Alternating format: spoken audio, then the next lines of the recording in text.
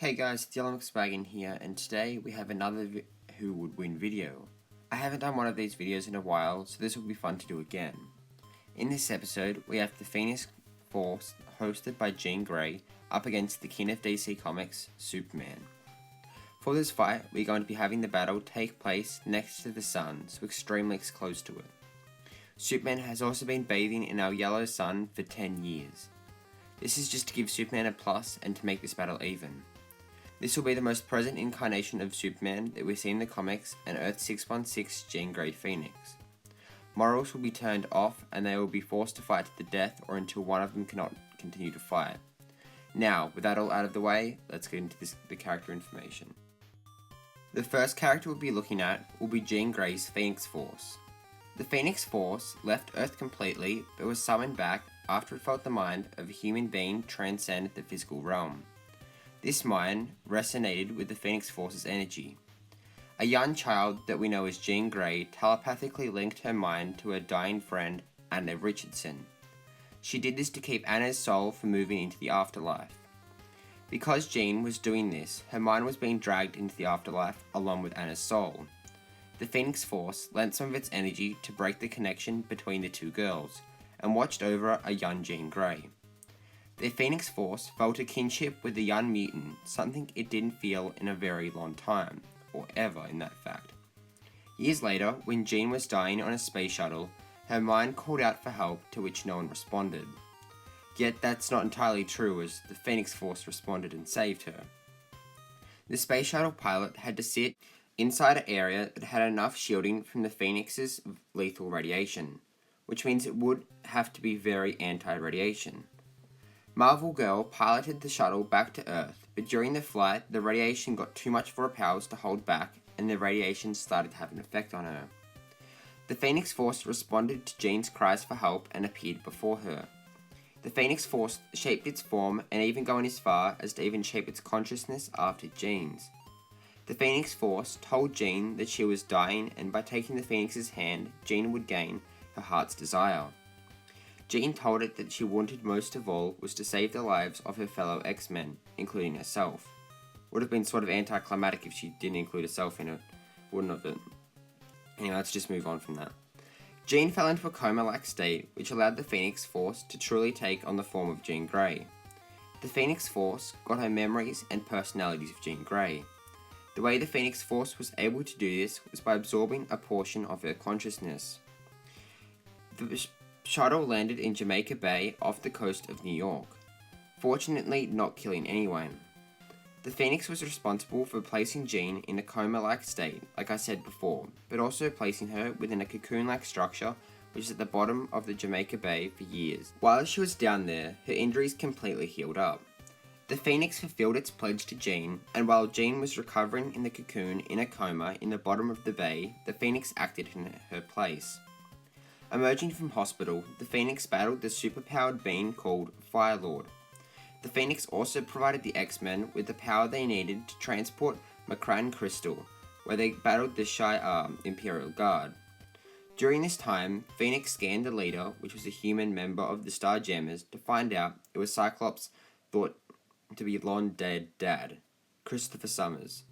The Phoenix used Storm's and Corsair's life forces to heal the Macran Crystal. After this, the Phoenix decided to have a party at her apartment she shared with Misty Knight. The X-Men battled Iron Fist, until Jean explained he was one of Misty's friends.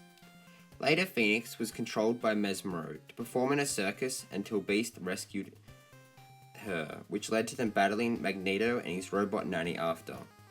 The X-Men and the duo of Phoenix and Beast got separated, and they both believed the other team to be dead. At this time, Mastermind started to enter the Phoenix's mind and question her sanity. After she was studied on at the Mutant Research Center on Moir Island by Dr. Moria McTaggart, sorry for that pronunciation there as well, it was determined that the Phoenix would get too strong to control. The other X-Men had no way of knowing what was happening and had very little chance of preventing the catastrophic event. However, to help with this part of Jean's personality that the Phoenix took on was creating a multiple psionic mental blocks to prevent the Phoenix from using too much of its power at once. Phoenix fought many beings such as Hellfire Club Knights and the White Queen, to name a few. The Phoenix even had a special night with Scott Summers, better known as Cyclops, where she blocked his optic blasts from his eyes so he could see her clearly. Something we got to see in the third X-Men movie, under different settings that is. Now moving on to Superman. Now I'm not going to bore you to death saying Superman's origin and his powers if I did not cover them in his origin already, so I'll just give you a brief rundown on his backstory. Superman got blasted off in a spaceship to Earth from his exploding home planet of Krypton.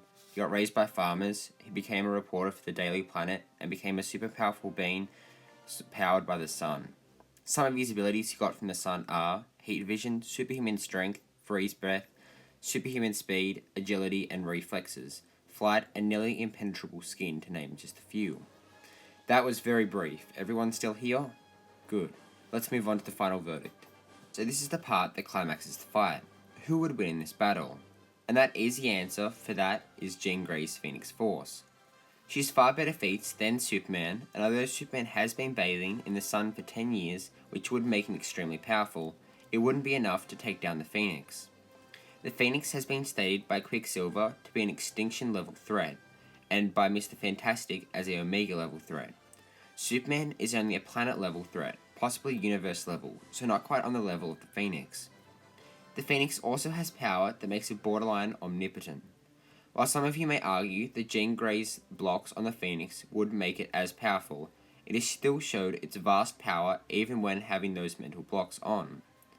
Phoenix Force has been called the Mother of Stars before, and fuels them, which could give Superman the edge he needs if in this fight.